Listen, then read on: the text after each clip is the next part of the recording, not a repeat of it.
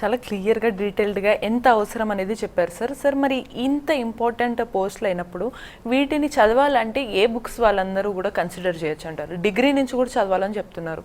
So degree నుంచి వాళ్ళకున్న syllabus సబ్జెక్ట్స్తో పాటు అదనంగా వీటి కోసం ఏం ప్రిపేర్ అవ్వాలి?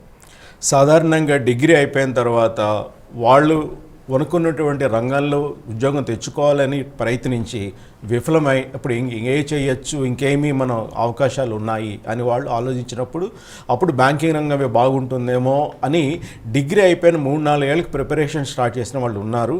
అలాంటి వాళ్ళు కూడా విజయం పొందొచ్చు. కానీ బ్యాంకింగ్ రంగానికి మొదటి నుంచి కూడా దృష్టి పెట్టుకుంటే డిగ్రీలో ఉన్నప్పటి నుంచి కూడా ప్రిపేర్ అయితే వాళ్ళు అటెంప్ట్ చేసినటువంటి మొదటి ప్రయత్నంలోనే విజయం సాధించడానికి వీలుంటుంది.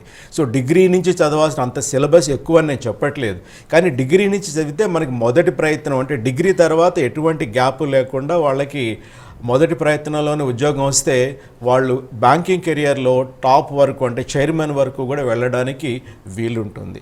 సో ముఖ్యంగా ఇందులో మనకి డిగ్రీ చదువుతున్న పిల్లలు చేయవలసింది న్యూస్ పేపర్ చదవడం.